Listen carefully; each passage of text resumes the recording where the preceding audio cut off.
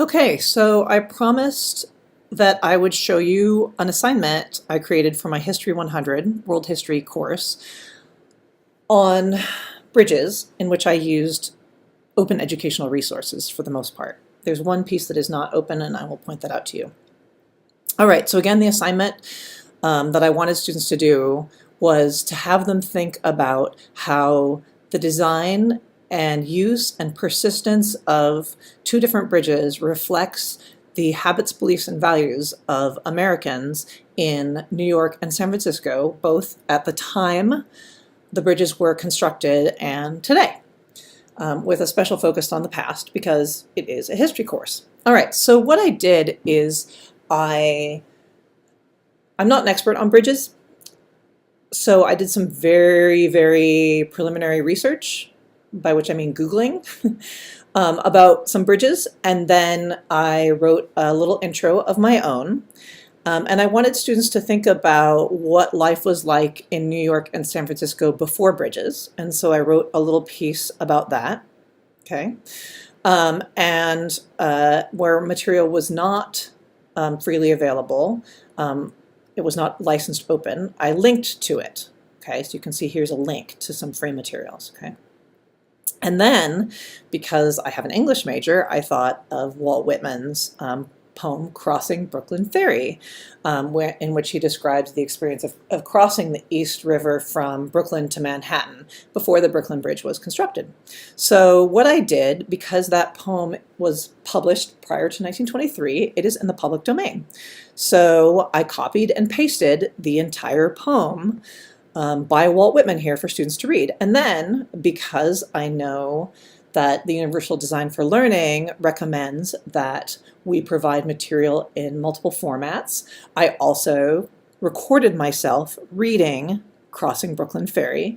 I did that on SoundCloud, and then I embedded it here so students can just press play to hear that. I also found a public domain picture of Whitman from the first edition of Leaves of Grass, again, published before 1923, so in the public domain, and I used that as the background to make it look pretty.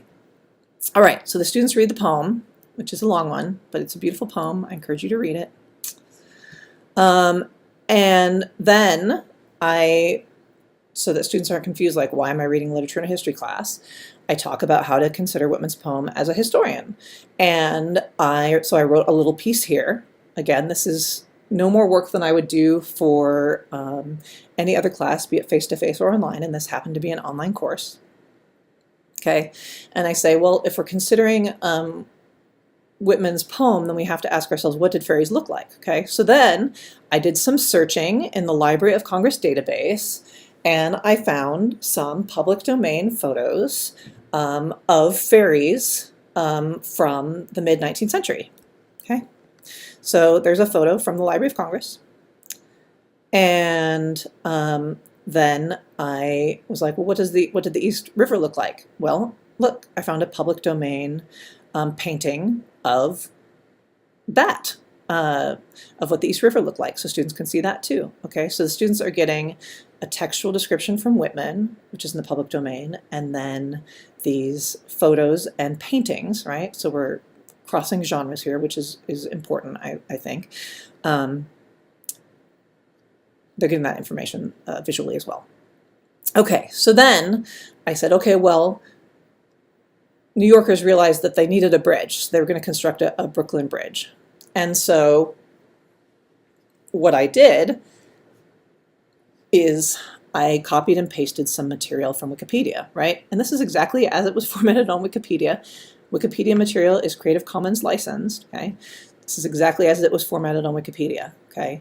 Is all of this stuff exactly accurate? Like, were elevated trains only available on there until 1944? Was that the year? I don't know, but I don't expect students to know the exact date either, so ballpark is fine for me, okay?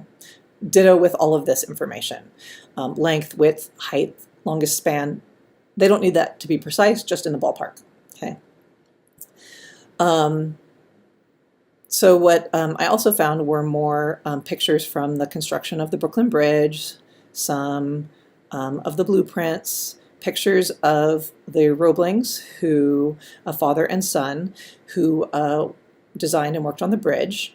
I noticed that there was something missing from the Wikipedia article, so I added in information about Emily Roebling, who actually served in many ways as the chief engineer of the Brooklyn Bridge when her husband, Washington, got the bends from being too deep down in the earth during its construction. So I used some of my own knowledge to remix and revise the Wikipedia article again.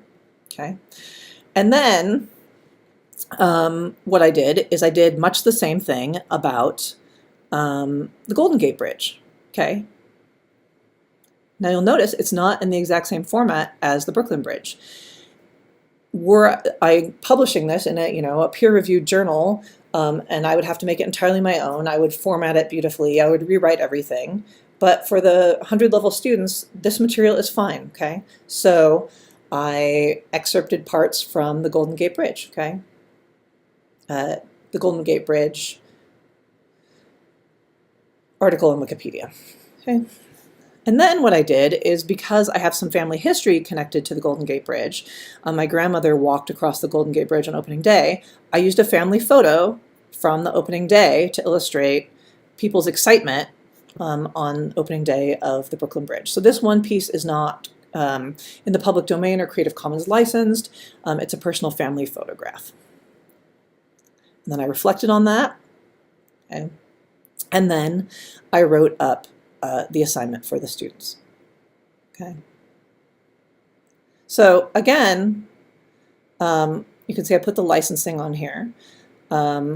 Most of it is either in the public domain or Creative Commons licensed, okay, and much of it was remixed from Wikipedia. I think it's important to show you this assignment because, one, it's multimedia. Some of the media I created or recreated, the recording.